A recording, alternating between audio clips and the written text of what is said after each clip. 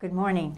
Good morning. Sister Mary Alice Naour, Sister Frances Alice Naour. And we'll find right. it. We'll find out about how that name got into your life, when and how.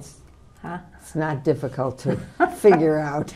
Okay, so this is the story of your journey so far in 30 minutes or less. Yeah. So we're just going to pick out We'll get a piece of it. Yeah, we'll get a piece of it. And since we've both been praying that we get the right pieces, what's supposed to be said will be said. So this is going on the congregation website and also is going to go on YouTube. So that means some of your former students, once they find out, like Dominican high students, they find out about it, they're going to want to see it. So that has been a blessing for some of our students. Huh? Okay. All right, just so you know that's what's going to happen. Let's start off with a little bit about your background, your parents, where you grew up, and your siblings and schooling, and we'll get to that point. All right. I can't start my own life until I tell you a little bit about my parents. Okay. My father was born in France. His name was Francois. He was Francis. Mm-hmm.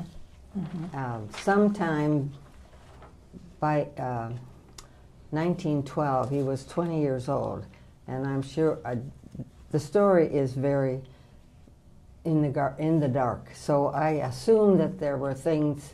All I know is he got here, and I figured because of what was going on in Europe and his own poor conditions, he and a cousin, I think, and friends anyway, somehow made their way over to Canada. They must have worked. I'm sure they didn't have any money for steerage, so they worked probably on a freighter, got themselves to Canada, and he worked himself down, I know this piece to be true, on the railroad as they built the railroad. Oh. And somehow he had his older brother, my Uncle John, was in the United States, but sometime before World War I, he went back to France. And then as far as my mother's concerned, she was born in Massachusetts of parents who came from Quebec. Oh, so the French. Uh-huh. The French community in Quebec, and she was Blanche Alice Cote. And I say Cote because around here the only one I know that says Cote is Charlene. Charlene, yes. All the others, if you hear the word Cody or Coat or something, sometimes it's spelled C-O-D-Y. Yes. Yeah, but it's the same name. Anyway, the two met up in Detroit because my mother's parents, while they raised their family, she was the oldest of 9, and they raised their family in Massachusetts, Amesbury. And then during the first Depression in 1905, Grandpa moved the family to Detroit where he could get work, as all do. And somehow when my dad got into the United States, we don't know, he landed in Detroit too with the French community. So, okay. So then they got married? They got married had in a family? 1917. My oldest sister was born in 1918. And how many children in the family? Siblings? Well, my mother had 9, but raised only 8. Joseph died the day he was born. Okay. So there were 8 of you? There were 8 of us growing up. However, I was the 7th. And all the older ones, I hardly knew them. My oldest sister was like 15 years older. And there were the 2 girls who went away to Canada to school because my mother's sister was a sister of Congregation of Notre Dame. And and I evidently, maybe because of the numbers, or maybe she just wanted the 2 girls to go there to school. And then there were 4 boys in a row, then 2 more girls. So it was Estelle and Jackie and John and George and Paul and Jimmy and myself and Denise. So, and the only two living are Denise and myself. The two youngest. The two youngest. Yes, and okay. she lives in California, Oh my. which is a kind of a hard, you know. Do you get to see her? Well, I have in the past, Yeah. you know, but not that often. Mm-hmm. They have come, but at this point, my sister is ill and really can't travel. Or, you know, I can travel probably, but it would be a little, we'll see. And grade school? Grade school was at St. Ambrose Parish. And did you go all 12 grades All there? 12 grades at St. Ambrose Parish with the sisters, all of whom I could name. I loved the sisters. And they were Adrian Dominican Sisters. And they were Adrian Dominican so Sisters. From early on, you had nuns in your life because your aunt, my aunt. your aunt was a nun, She so would you knew come. what they were. And then, now what Adrian Dominicans were, do you recall? Was there one or two that Well, there were special? a lot that I could recall. I recall especially Sister Mora. Oh, She's my feel buddy. it? Right, My buddy music. from early, and it was her first mission. So Uh-huh. I would start a piano with her in second grade, and probably studied with her till about fifth. Uh-huh. My mother played the piano, and she was more of a classical type book pianist, and Sister Mara was a little freer. So I think my mother felt that she wanted me to have a different direction. Although it's, in some ways, it's, who knows what might have happened, but this is what happened. So Mara then, so I was with her all through high school, because she didn't leave until after I graduated from high school. Mm-hmm. So, and then during the years, you know, we'd see each other once in a while, or I'd hear about her, but it wasn't till I got here, or she came to Adrian finally. Oh, really? That we touched base, and then we became bosom buddies. She was so supportive. She was at Barry for a long time. Yeah, yeah. right, That's right. where I know her from. Anyway, but the other sister, I probably, there were a lot of friends. I mean, the sisters, I could name all of them up through grade school, but the one I think I remember most, because it was Sister Rose Ursula. Mm-hmm. I had her in sixth grade for reading and English and other, and homeroom. And she, one time, I can still remember, we were, you know, we used to do mission projects. Right, right. And so she had written, or I'm sure it was she, had put together some little play that had two nuns in it. And I said to her, I want to be one of the nuns. And so I was, along with my friend Louise Dukowski. We were the sisters, and I don't remember anything else about the play except that we had this story for working for the missions. Mm-hmm. And I was one of the sisters. Right. And I was one of the sisters. So that might have been, so I know my vocation was fostered early, and that's what I always wanted to be. So you graduated in 51, and then 51. you entered. I entered two right weeks away. later. Yeah. Yeah. Uh-huh. So we were, and that was with now my English teacher in high school. I know it was Rose. You'll think of her. I'll think of it. Anyway, she's the one that, you know, in high school that I became a little close to, and she helped me get ready. Why did you enter? Why? I think I entered because I love the sisters so much. Okay. And I always was helping them. And but of course, at this point, you know, I don't know. I was called. It was just something that seemed so natural to do at my, you know, and high school. Sister Rose in high school wanted me to be an English teacher.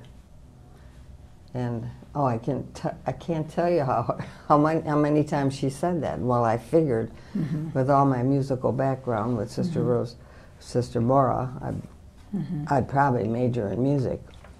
Well, there were a couple of times during my ministry where I was placed as an English teacher, and I'm thinking, it really wasn't as good as as I would have. So your claim to comfortable. fame, right, is music. Is what You as a It's musician. what most expressed who I was. Very good, nice way to say that. Although yes. My early missions, I did have choirs, and in one place only in Pawpaw did I play the masses. So you're in Pawpaw, Michigan. In my Pawpaw mission day. But that was a small mission, wasn't it? Oh, it was small, but it was fun, and the children were great. Coming off the fields early in the morning, being late for school because they had to pick the asparagus. And then what got you out to Henderson? I just was changed to Henderson. But what got me out of Henderson was my father was sick the third year. And we don't, at the time they didn't know whether it was TB or what. And so I think it was through the superior that I was changed back. And then I went to St. Carthage for 4 months. Then I came into Adrian to get the ring. That's when I made final profession in '57. Okay. And then you went to St. Bridget's in And Detroit? then right after, in January, Yeah. I was changed unbeknownst to the superior there. So that was not the best situation. But we were But it happened. Some of those things that happened, the grace of God got us through it, and hopefully has healed everybody that were affected by it. But that's who we were, and that's what happened. That's what happened In those days, yeah.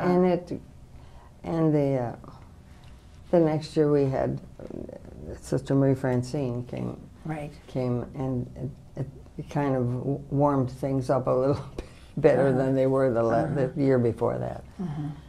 But I always liked St. Bridget's. There I had only music. I taught piano lessons and the boys' choir. All day long, and after school, and on weekends. It wasn't, I loved the boys' choir, but you had to take it at noontime, but they did a lot of things in the church because Father didn't allow any girls in the choir at that time. And we had all these fancy processions, but it was a good place, and I still hear from, there are a couple families of girls who ended up at Rosary High School from there and then entered, so you keep touch, especially with the McSorleys and the Homans. That's right, you didn't have any O'Flynn's in that time. No. My youngest brother would have been there. Interesting, yeah. Well, and after St. Bridget's, then I went to Rosary for 1 year. That was a difficult year because the musician who would have been my mentor got changed right away in August. I don't think I even met her, and she was gone. And then Sister Felix came. She and I were brand new in high school, had never taught high school. Felix. And Felix was the lively one, and I was the one that's kind of quiet. And I had the juniors and seniors right away, and I hadn't taught. So what did you didn't teach just music with them? I did. I taught music again. I had to be in charge of the older girls' choir, and it was good. A lot of I think the support of the other people in the humanities department, like Sister Rose Terrence, whom I think Therese Craig, and Carol Johannes was there, and Barbara Chenesek was there, and there were just a lot of sisters who were very supportive, but it was a difficult. And then I ended up only being there 1 year, and that's the year I went to Ypsilanti, where I had to teach everything. They wanted an English teacher. Oh, so you had to go back, you had to do the teaching. I was no more an English teacher, but I did what I could, the best I could. Grace of God gets us into those. And it was a good place to be. Was there anything happening in our world, in our country, during some of your ministries that affected your school life, or just affected the convent life, or you? Well, I think the biggest thing was when John Kennedy was killed. Okay. Because I was in Ypsilanti then. Okay. And as it affected 63, the right. world, it affected all of us. You Mm-hmm. know, that was a very difficult time for our country and for the, for all of us. And then that's when after Ypsilanti, I went to, they were going to send me either to St. Ambrose or Dominican High. Well, I'm glad it was Dominican High, because Dominican High, then I was into all music, finally. Choirs and, well, still, and I worked with Rita Noker and some of the right. others who were such good musicians who came along. And so we did, and as we, you know, then there were like 1,200 girls there. So And a lot of nuns. and a lot, well, at Rosary, 40. Yeah. At Dominican, Right. 48 of us. Yeah. I mean, there were, A good way to get to know the congregation. well, Back when we were larger. you know, except like our schedule was so tight, you know, and you know, when you had recreation, you could, you tended to go with those that you know, you knew a little bit. But with So you had 48 recreation with 48 in one room And for 1 one- hour. Right. But it was at Dominican High then when all the changes happened, and so that affected changes, us. what do you mean And by the the changes in the church and in our own congregation when you know, when we had the Right. chapter of 68 and the How was that for you? Tell us about the chapter of 68. well, not being part of it. When you say you weren't part of it, you mean Part you of couldn't it. go to the meeting. You couldn't be a delegate. I wasn't a delegate, and for the most part, I don't know, and it was in the summer. I think, no, by then I had, no, I think I was still studying at Michigan State, Okay. although and I don't think I graduated till 70. I think that's when, you know, that's the other thing, trying to get your degree. And working full in time. summer work, Yeah. when you're, and then teaching all year and then cramming into the summer, you know, and it's especially when you're, you know, in any, I'm sure it was difficult for any sister studying, but then we had to do a big recital, and not a recital, that was your Performance. your yeah. jury, Yeah. and before, so that you really had to work hard, and then hardly practice during the year. Right, right. Grace of God got us Crazy. through that. But Oh, back we got to it through. back to the chapter of 1968 and the effect that it had on you at that time. What is it that you recall from the? What I recall mostly being at Dominican were the changes, and there were, because there were so many sisters, there were some sisters who wanted, you know, immediate change. Several who eventually, in those I would say in a period of 1 or 2 years, who left the congregation because of their feelings for another need in their lives. Yeah. So that was a big thing during those years too. Oh, it where was. Your friends Losing friends, people that you left. Yeah. that you were really, you know, in a sense, surprised about. And the other thing for us was Sister Julita had been our principal, and then she gets elected to the council. Oh, that was during during that summer. That was during that time. So then, and then, because the house was so big, you know, that was a big convent. It was very comfortable. Then people were talking about living in smaller units, trying to break it up into apartments. Well, and I even I even was, I don't know what word I want to say, but anyway, I even went to live in a small community in a house we rented. Oh, near Dominican. There were 4 of us over at St. Veronica's Parish. Okay. So it was near Dominican. Uh-huh. There, at the end of the year, though we didn't stay there more than 1 year because the owner wanted to sell the house. And of those 4, 2 left, and two of us stayed. Donna Markham and I stayed. Donna that's when she was studying at UD. She began her studies, and so we were together there. It was an interesting experience, to say the least. Yeah, but that was one of But I was ready to go back to Dominican, where they had set up individual units, right. Somehow. Smaller communities. Smaller right. communities, right. yes. And so I was on first floor in that unit where you ended up right. being chapter prioress. Right, that whole wing. That wing. Yeah.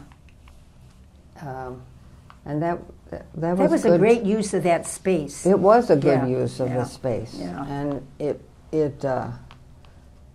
I think there was a happy atmosphere there and in the school.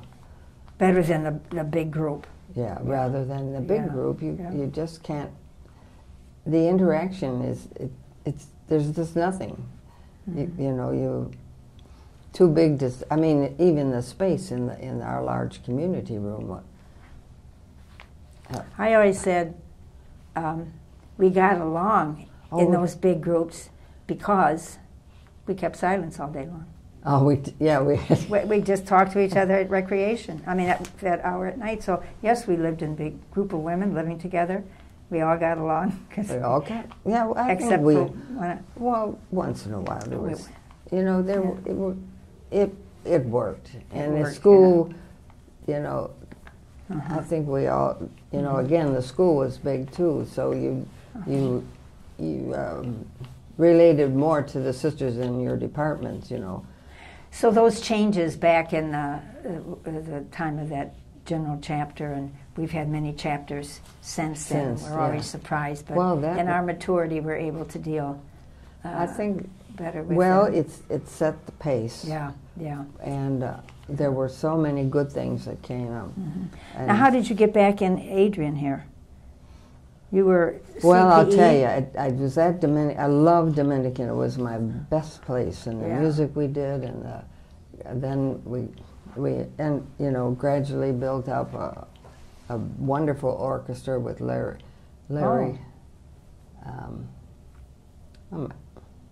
Egan. Okay. Larry Egan, who taught at the boys' school over at Notre Dame. Okay. And he came. And then when we did musicals, they were wonderful. I helped do the chorus. We had so many people helping work. And Jean Zinda, she got Jean Chrisman, who was Judy Zinda's sister. Yes, I know her. From Rosary. She was the director, and we did great job. Yeah. That's when we met the Salesian priests. And Father Bob came to Dominican for, I think he was with us, like Bob Shrem. I never knew he was there. He came and he was there like as chaplain for like. Oh, as chaplain. Okay. Well, he taught. Okay. For 3 years, and before that, we had some of the Capuchin priests would come, and then when we had mass in school, they would be our, So what was going on? What took me out of Dominican was the fact that as the city changed, and people were moving, the numbers at the school were depleted. We got down from maybe 1,000 students to 800, then 500, then 300. Right. I mean, it couldn't keep going. And then, for me, it was difficult because I ended up being asked, and I would say yes, to do different things. Like teach basic math, or take care of the alumni. I took care of the alumni for about 3 years. We did everything. Of course, with them, we didn't have computers yet. And what prompted you to keep saying yes to these little jobs was this phrase that we used to say, she's a community woman. I'm a community. Because a community woman always said yes. Well, but that's true in one way. But I probably was not as assertive. But in the end, I really Yeah. didn't. I got sick, and I really wasn't well. So I had my last year there, 84, 85. I wasn't well, and I didn't even go over to school for the first semester. I tried the second semester. I did okay, but I took a sabbatical the next year in St. Louis, knowing in between there, I knew I wanted to work with the older sisters. Okay. I felt called to kind of be with, and maybe that, but in any case, I moved over to, and at one point at the convent, there were 3 of us, and I just didn't fit in that community for my own, in my, what I thought was my own need. So I asked to move to St. Lucy's, and I lived with the sisters at St. Lucy's. And I'm sure I don't, well, probably until after my sabbatical. So maybe I was there at least 8 years with them. Okay. It was a good experience. The retirement place. Yeah. What got you in here again at this time? Well, you came back to after the sabbatical, I got here because I having not still feeling very strong. They needed someone in resident service, what they call today resident services. So I said, "Oh, that's great! I'll be working with the sisters." So, and at that time it was Lorraine. Her anniversary is today. I can't remember what. Mackin. Okay, and Mackin, Lorraine right. Mackin. That's right. And she hired me, and I worked there. And while I was working with them, there was a need for a musician, to help out with the music, so I was volunteering in the worship department from the beginning. And to this day, you can't. And still, to this day, you cannot say no. I can't say no. Yeah, well, I'm getting better at it because my body just is not ready. The best thing for the common good sometimes is to say no. Is for say no. Well, take care of yourself. I've enjoyed being here and working. I had so many good experiences working as a volunteer in the worship department. So what gives you energy and passion, and what gets you up every day, besides the alarm maybe? Well, I get up because I want to be there, where I want to be where everybody else is. No, I want to be for prayer, and so you just do it. You just it's the right thing to do, to be with the sisters. Right. And wherever that is. And we start out with the morning prayer, which I might say, those of us who started doing it, we used to, have gradually gotten either moved or are not able to walk over to Holy Rosary Chapel. But it's our common prayer for the community. And even though there might be only 7, 8, or 9 of us, we're praying with the community at that time. And together. for the community, and which includes our co-workers. So that's something to remind the co-workers about too, isn't it? The co-workers. That's one purpose for you're all getting together, not just, it's the community, not just it's the campus community. It's the campus community, and anyone could come. Okay. As we close up this one part of your life, already. Tell me, can you leave some advice with the rest of us as a gleaning from your life, Well, as a gleaning from my life, we continue to deepen our prayer life, and even though I find sitting still, because I've always been a doer. Right. That is something that is important for all of us. For me, especially, I know to learn how to sit, be with God alone. Yeah. Something struck me this morning. One of the sisters was at one of the water dispensers there. She said, "Well, I'm at the well, but Jesus isn't here." I said to myself, "Yes, he is." You didn't say it to her, huh? Oh, no. I always think of things after I've left the scene. But and that's the kind of thing, to know that whatever I'm doing along with our co-workers, with the sisters, but with knowing that God is present.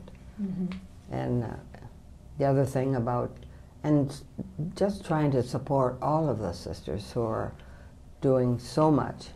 You know, you feel kind of little when you can't participate in some of the programs that are.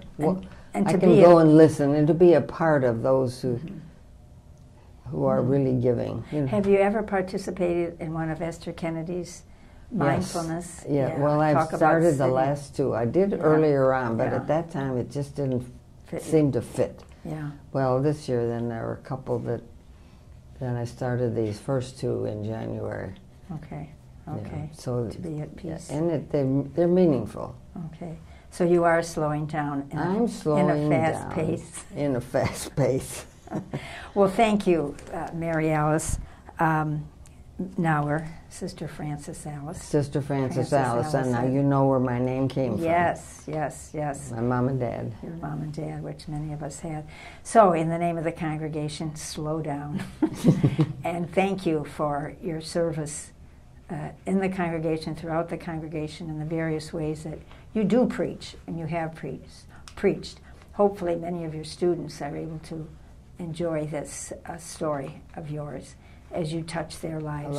They have touched yours. Like I say, well. I don't preach from the pulpit, but I can sing. That's right, you sure I do. try to sing my prayers. Yes, yes. So thank you and blessings as you continue singing. And thank you, You're welcome. too, for your help.